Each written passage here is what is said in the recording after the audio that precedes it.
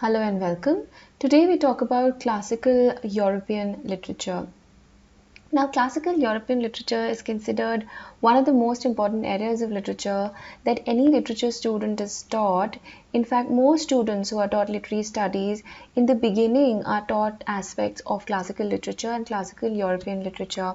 Now, what is classical European literature? These are sections from Greek and Roman literature, which was originally oral, initially transmitted as songs. It traveled through generation to generation, and eventually it was written, and so we ascribe these to great classical poets like Ovid or Homer or Plato or Aristotle or Sophocles. So they are all ancient Greek and Roman writers who are known for these works.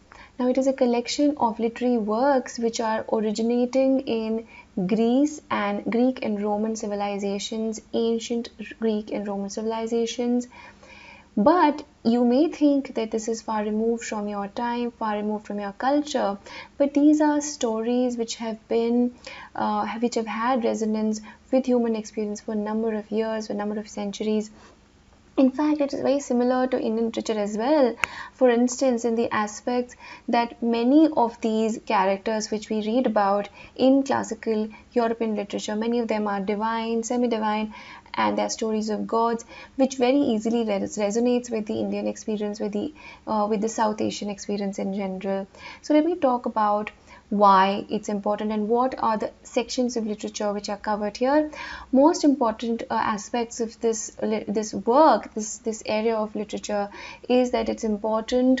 It importantly covers human experience, human values, universal human values like love, attachment, honesty, patriotism, heroism, and that's the reason these stories still resonate with us. And they also touch upon human life questions like existence, meaning and suffering in life, etc. Some examples may include the Iliad, the Odyssey, which have been both composed by Homer, also works of Plato and Aristotle, and the famous work Aeneid by Roman poet Virgil. Now, the section that I am covering especially today here is Delhi University first semester syllabus, which covers all these three units. So, in the introductory paper in Delhi University, Delhi English Honours, you study Homer in Unit 1, which is the entire Odyssey. It's actually a very heavy unit, Unit 1. Unit 2 has Aristotle's Poetics, Sophocles' Antigone, and Aristophanes. If you look at this syllabus properly, it looks like it's just three sections, but these are all heavy. The first unit is Odyssey, which is an epic. It's a huge work. Now, this is an epic. Aristotle's Poetics is a work of theory. Sophocles' Antigone is a tragedy, and Aristophanes' Lysistrata is a comedy. It is also a commentary, it's also a satire, but what we study in this particular paper is epic, poetics, which is theory, which is also part of literary criticism, which you will be reading later. Then you have Sophocles and Aristophanes, which are examples of tragedy and comedy. So you study comedy, tragedy, theory, and epic in the same paper. That's the reason it is introductory paper. Now, without wasting much time, let me just give you a brief introduction to all these sections. In Unit 1, we have Odyssey. What is Odyssey? Now, Odyssey is a work which was written in the 8th century BC. Imagine it's so old. The other sections are after 8th century. So this is the most classical work that we study in this paper.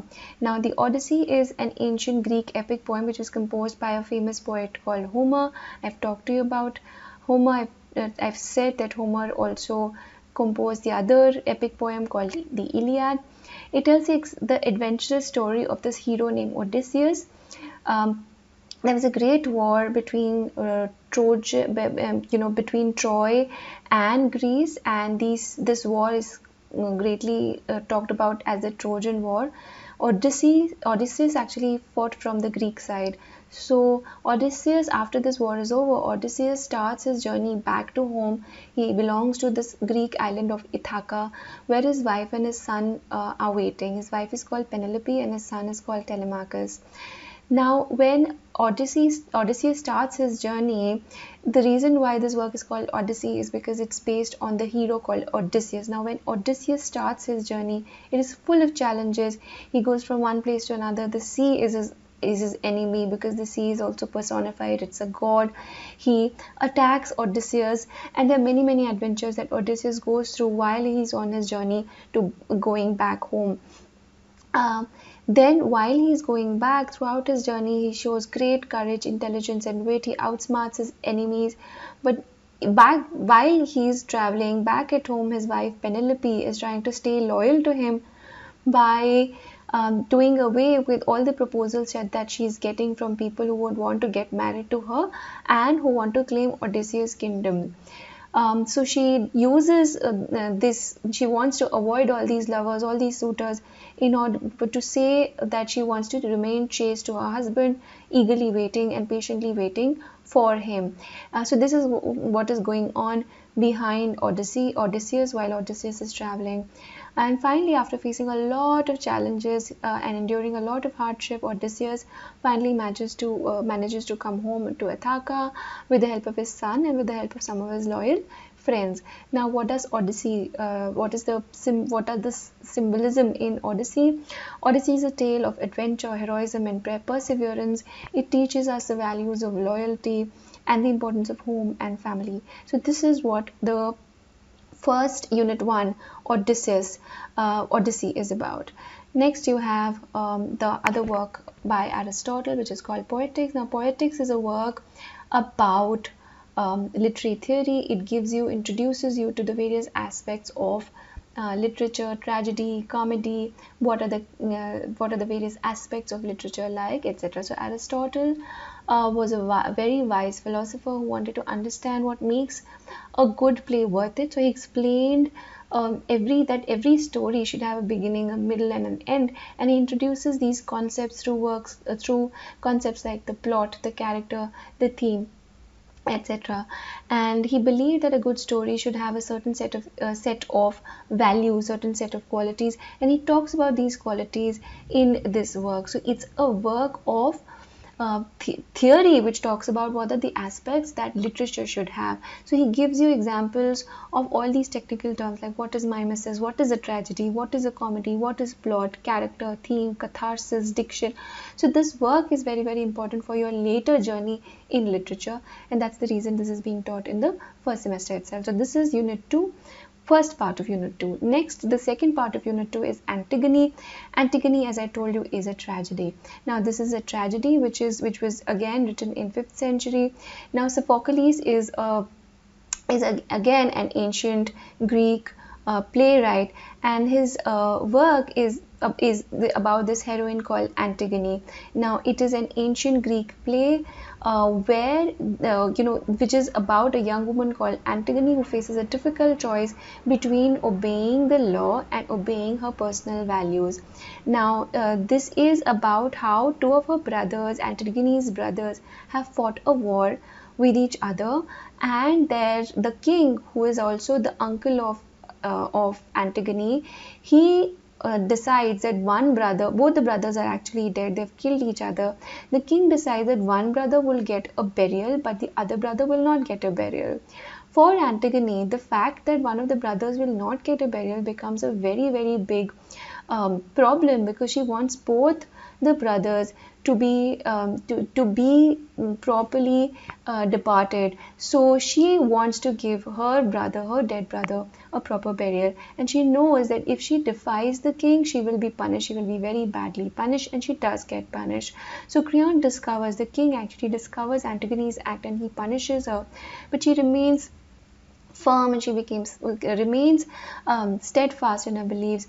And the play explores these themes about loyalty, justice, the clash between personal beliefs and the law.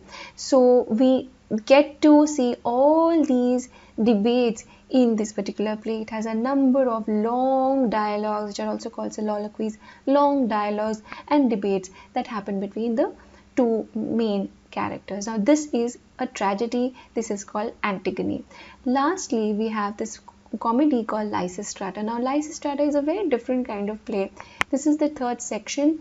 Now, it's a comedy, and it's a very unique kind of comedy. You do not have very many examples of this kind. Now, this is actually based in the background where an actual war was going on, in Greece. And Aristophanes, who is the writer of this play, he has written this play in order to give the message that if the war continues, the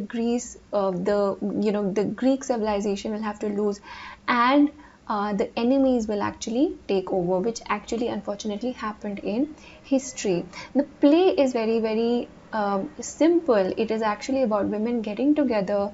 They think that in order to stop this war, this is called the Peloponnesian War, they feel that if they want to stop this war, which is the Greek, the small islands fighting with each other, they say that if they keep fighting, it is not going to end well. So they say that if they want to stop war, they will have to get the men to not fight. And what do they try to stop the men from fighting? They say that we will make them we will avoid having sex with them, we deny sex to them, deny any physical pleasure to them, so that they stop fighting. And so this is the final and the last section in this unit, which is Lysistrata. We will do all these units in more detail, but as of now I want to just talk about all these sections, and in the next unit hopefully we will also talk about take a brief look at the question paper, so that you have a complete idea of what to expect, how to study this paper. Many thanks to you. Please do write to me and tell me whether this video was helpful to you. Thank you very much. See you again.